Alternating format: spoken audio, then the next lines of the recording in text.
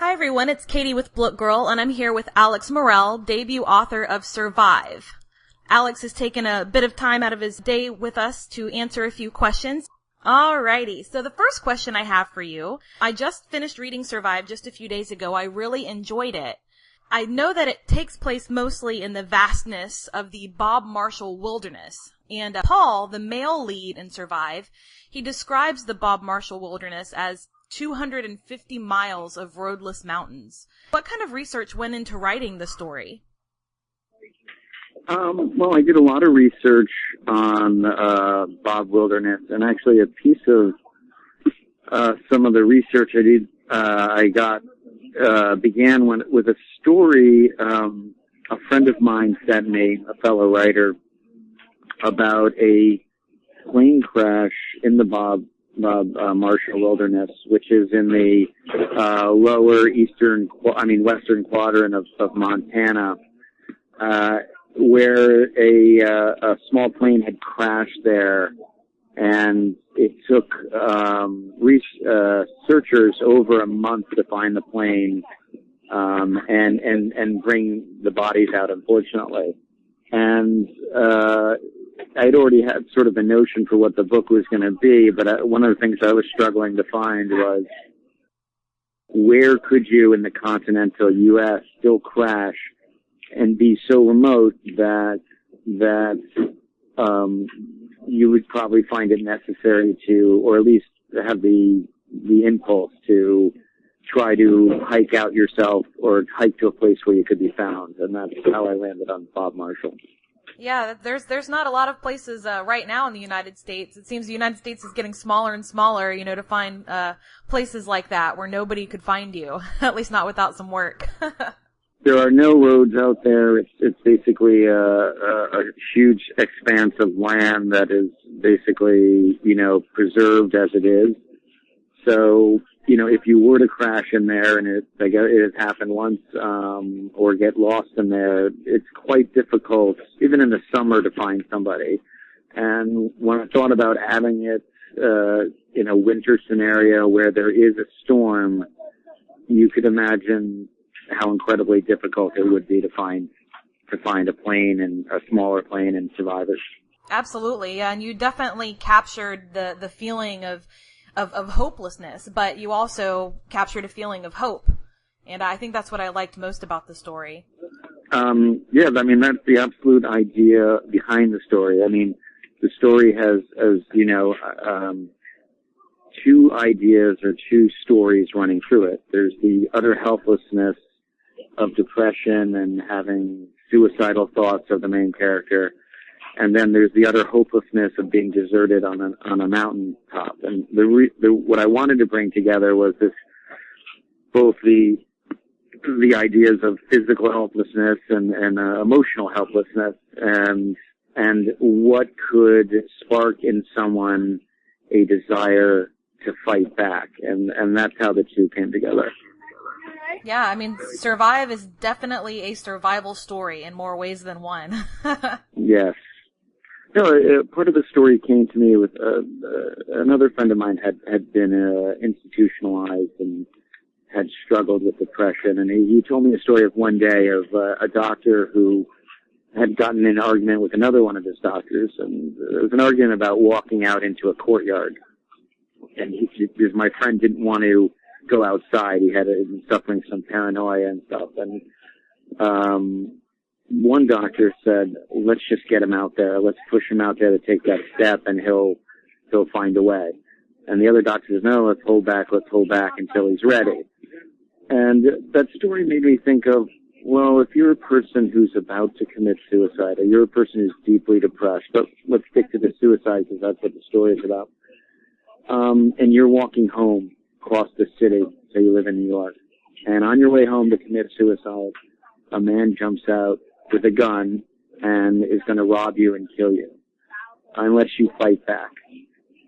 Almost all those people would fight back because the instinct to fight overcomes the malaise of the depression and the suicidal tendencies. And so that was the real germ that inspired the story, is to put a person in a situation where they want to commit suicide, where they're planning to commit suicide, but then they're suddenly thrust into a scenario where they have to fight for their lives. And when I spoke to my agent about the book, what I said is it's about a girl who wants to die but fights to live, and that's the core of the story. Yeah, I think you said it perfectly, and that's what, when I was writing my review for Survive, what I was trying to capture, because I've often wondered that myself. Unfortunately, we've read in the newspaper and we've heard on the news, and we possibly even know people who've taken their lives, and I've often wondered what goes through their mind, that split second, a few seconds before. Do they change their mind? Do they wish they hadn't gone through with it? And I think that's very interesting, and I think that you described that feeling perfectly. Thank you. It is. I do think suicide, and this isn't 100% true, and I'm not saying it's gospel, but I do think it's a malaise of Western civilization more than probably other places, and part of that is the freedom we've gained to thought and to think and to have our time on our own, and while that is a beautiful and wonderful thing to celebrate, it also, carries with it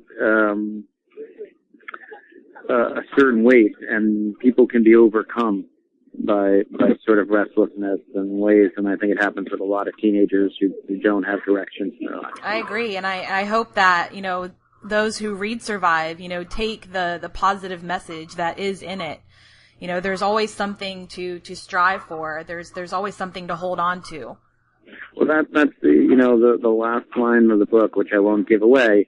That is the ultimate message, that above anything and everything is that there's a certain joy to be taken in life, and that is never to be forgotten. We tend to get overwhelmed with these thoughts, and anyone who's been depressed knows that. Oh yeah. Depression feeds on itself, and you got to stop the cycle. And in a way, when Jane hits that mountain and she wakes up and she's in that blizzard on the middle of the mountain, that is the wake up call. That's the stopping of the cycle, and that's where she begins to fight, and so that's really the essence of the story. Absolutely, and I think that we covered that pretty well. So you probably answered this next question a little bit with answering the one before it, but is there something or someone who directly influenced Survive? I would say there are two lives that have influenced it. One is a friend of mine from when I was a child, when I was a teenager myself, who unfortunately did commit suicide, a couple 100 yards from my house, and had always left a very lasting impact on me, with always the question that you just asked, which is, why did you do it? What was he thinking? This guy was a brilliant, amazing person.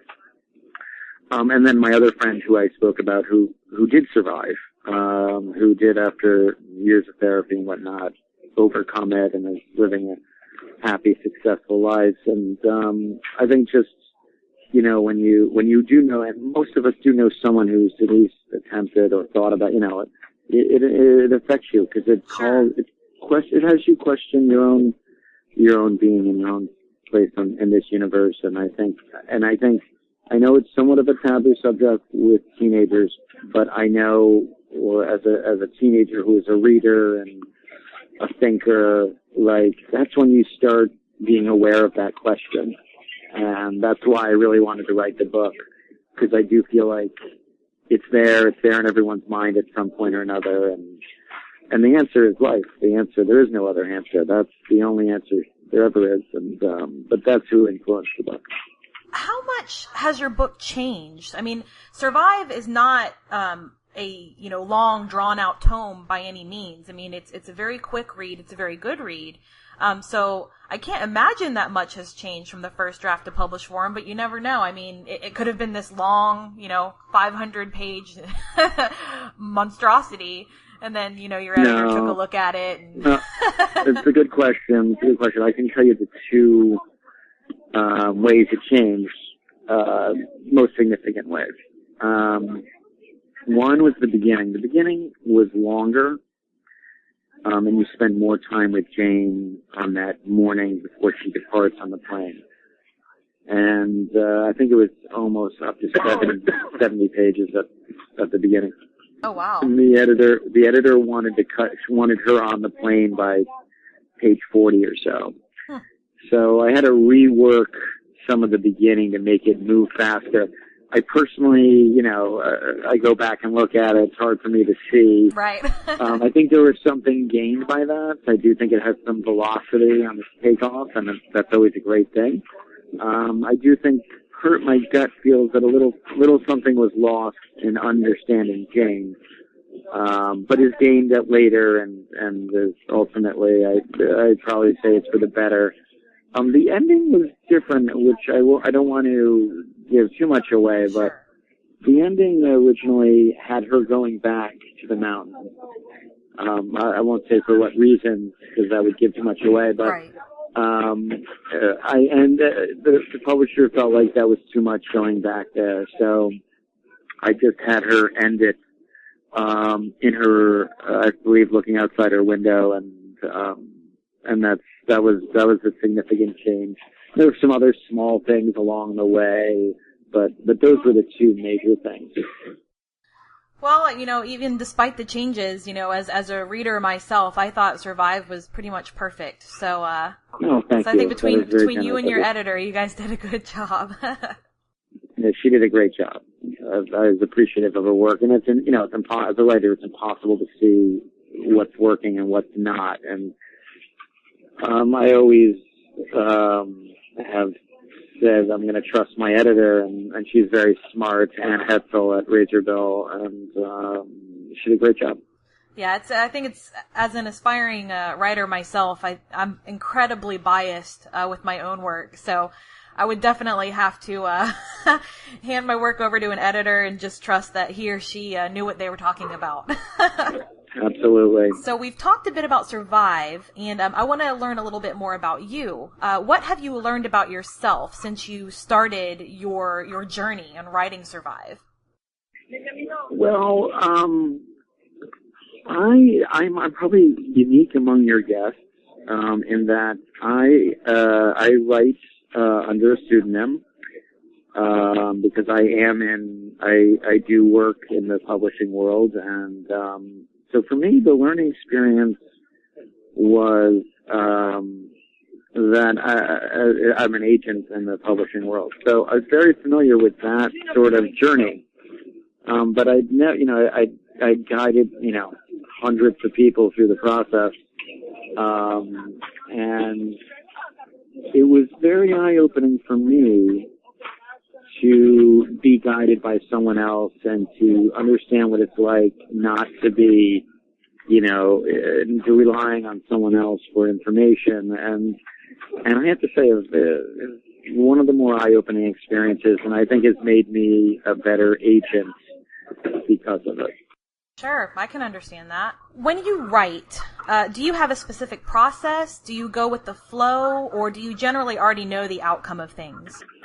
I have a very specific formula, which is both specific and flexible, but what I do is work out a general outline of the book in probably 3 acts.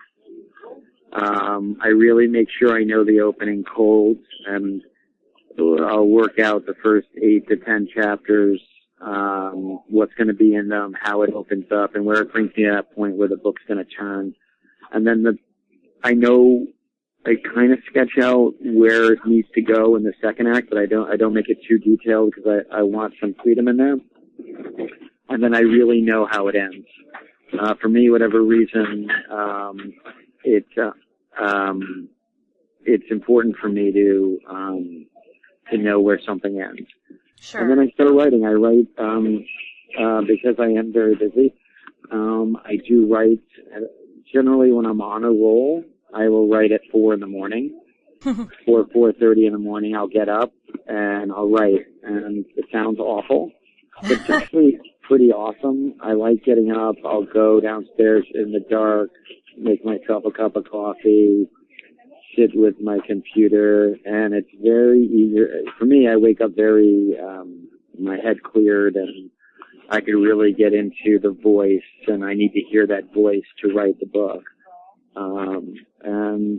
And that works for me. By 6:37, I'm tapped out, and I'm ready to start the day, and I will try to keep that going, for 3 to 4 months at a time to get that first draft down, and then I can work on it. I don't need to be up that early. I can work on it, revising, throughout the day.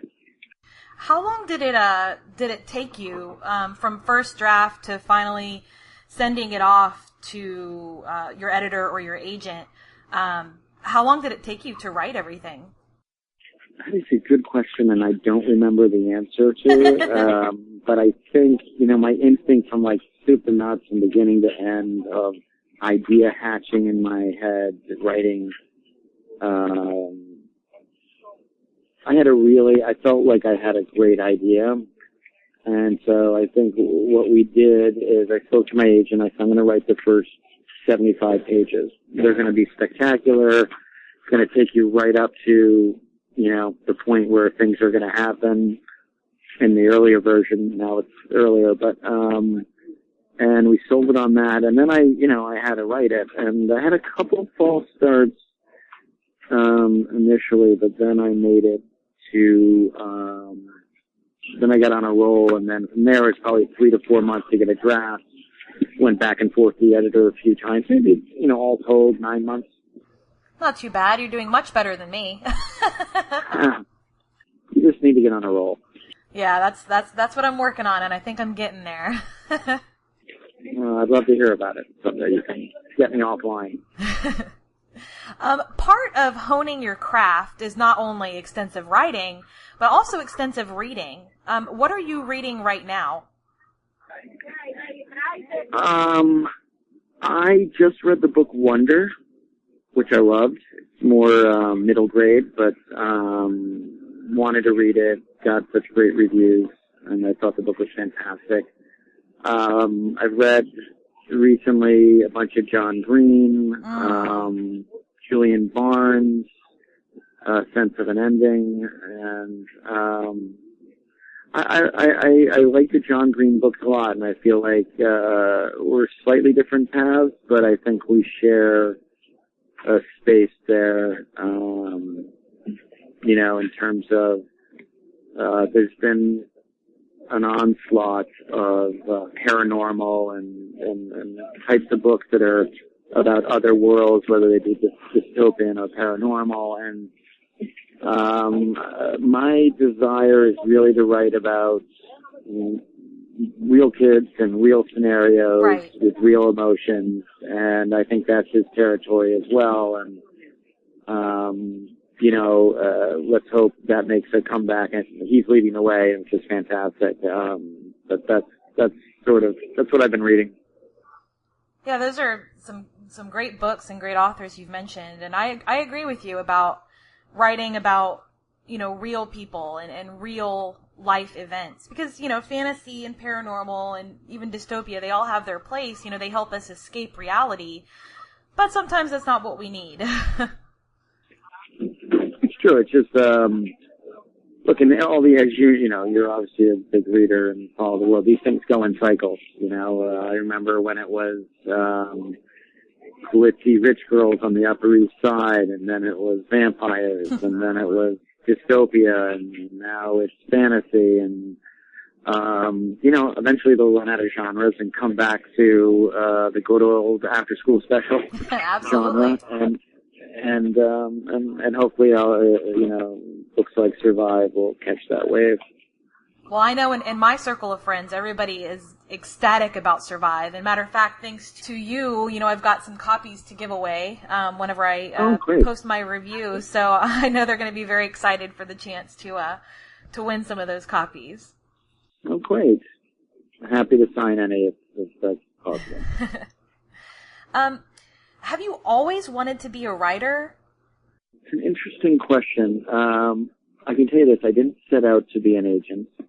I have a PhD in American Lit, and I think I wanted to be an academic, but I think deep inside what I really wanted to be was a writer, but I just didn't have the confidence to do it. Right. And through, a few, how life is, a few left turns, right turns, I ended up working as an agent and working with other writers and seeing what they do and seeing that they struggle, that they have crisis of confidence, that, they're human. Sometimes we tend to think writers are not human.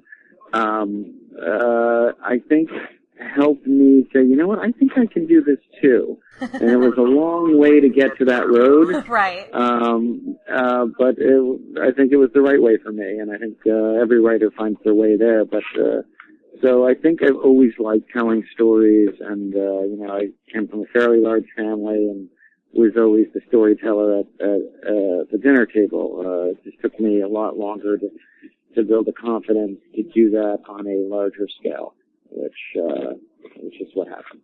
And is there a common misconception that people may have about you when you tell them that you are an author? Well, for me, it's a good question.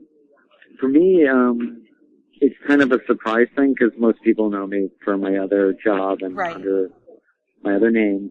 So when I do tell clients or friends, you know what, this is not just a book I'm agenting, but it's really my book, they are very shocked. And a lot of them like, how do you do it? How do you do both? And my friends was just asking me that. But look, to me, it's about really wanting to do it. Which I had a passion for it, and I have stories I want to tell.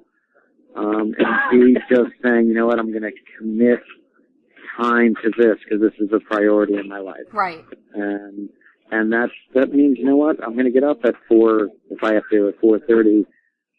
Could I do it every day for the rest of my life? No, but if I could do it for a draft and get there, in 4 months, I'm willing to make that commitment. And that's sort of it. That's wonderful hearing you say that, because I'm an aspiring writer, but also many of my friends, including those in the book blogging community, are aspiring writers. And I think it's easy to forget why you're doing what you're doing, and it's easy to put it off and to put others first and to put other things first. But like you said, if you can commit to writing steadily, maybe not for the rest of your life, but if you want to publish that book, do it for 6 months, 9 months. And then at the end, you've got a book that's worth publishing. Here's my advice as a writer and as an agent. Commit a specific amount of time each day to writing. That if it's your passion, you got to commit to that, right. No matter what you do. It's the exercise of your brain. You need to do it. So commit that. 2, don't turn back. Especially on your first book. Just write through to the end. Don't worry about it. Because once you get one done, one right. draft done, you'll know you can do it. I think the biggest thing young writers kill themselves over is they read that first chapter and they're like, well, this is not as good as, X, Y, or Z. Right. Well, of course it's not. If you read that guy's first chapter he ever wrote too, it'd be pretty bad. Just write through it. Write through it, get to the end, get one draft of one bad book that will probably never see the day of light of day, and then you've done it. And now you can do it better the next time. And if you're going back and looking at your stuff too much, that is you playing a trick on yourself. Right. You're just instilling yourself with a crisis of confidence. You're second guessing yourself. And second guessing is just a symptom of a crisis of confidence. So what I would recommend and what I do is I forbid myself to go back and look until I get to now I can go back after like the first part, but generally speaking, I don't look back until I get to the end. Then I allow myself to look back and make those changes. I do make notes along the way of things that occur to me. Right. I know I have to go back on page 10 because I put this here and now I want to tease it up earlier, but just keep rolling. If you feel yourself you're going to look back, that means you're letting yourself be a victim of the crisis of confidence. Don't look back, especially on the first book. Just get it done. That is wonderful advice, and I will definitely be sharing that this November during National Novel Writing Month. My group, Great. We get together at the 1st of November, and when we roll out a game plan, and I will certainly be sharing that advice with them throughout the month. All right. Well, that's good advice, I think, and I hope it helps. Oh, I'm sure it will. It certainly already helped me. As soon as we get off the phone, I think I'm gonna go open my Word document and get to writing again. There you go. Go for it. So, winding down, I do have just a frivolous question. What is your guilty pleasure or bad habit while writing? My guilty pleasure and bad habit.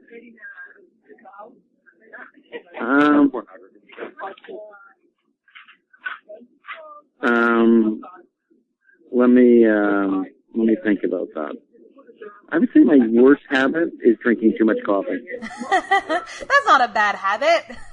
It is when, like, at 7, you're all wired and nervous, and it's not good for me.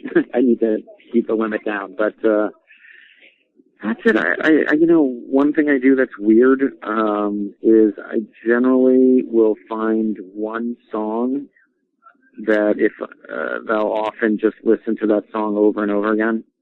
If I think it has the right rhythm, the right tone, the right feeling, I will put it on low, put my headphones on, and just let it roll in my head.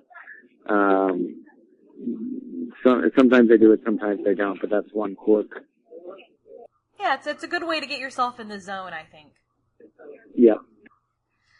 And finally, what is next for Alex Morel? Do you have any other books in the pipeline? Can you give us any hints about what you might be doing? I just started a new book, and I can't say too much what it's about because this is another piece of advice which I will give everyone. Absolutely never tell anyone your idea, because every time you let it go, you lose a little something of it. You really got to hold it to yourself. I can tell you, in the Vegas sense, it's about twins, and I think I think people are gonna love it. It's in a similar tradition of Survivor. That's awesome. And any idea when we might be seeing that book on our shelves? If all goes to plan, we'll have a good August. It could be next, I would probably say I'm not going to make it this time next year, but maybe sometime within 6 months after this time next year. Maybe a fall book, maybe early winter. Well, that gives us something to look forward to. I was looking at my wish list for the books of 2013 and beyond, and there are some amazing ones coming out. It seems like every year it gets better and better, so you will definitely be in good company. Oh, well, that's great. I love to see books sell, and I love that you guys are out there promoting books, because it's a great tradition, and it's really important. I agree. Well, that's it for my questions. Was there anything else you wanted to discuss or maybe tell your readers? No, the book's available starting Thursday, and it's available on Amazon and Barnes & Noble and everywhere else. I have a great book trailer, which I don't know if I sent to you guys, but I can do that. Absolutely. But I think it's fun. I'd love to do that. It's actually on, you may read the site, Hello Giggles premiered it. I think it's a great book. I'd love to hear from you after you read it. I know it has some tough questions, but I think it has good answers, and I'm excited to see how the fans like it. Oh, I'm sure they will love it. I know I did, and I cannot wait to see what all of my friends think of it as well. All right. Well, thank you so much. I appreciate the time, and I'll talk to you soon. All right, Alex. Thank you so much. Have a wonderful day. You too. Take care. Bye-bye. All right.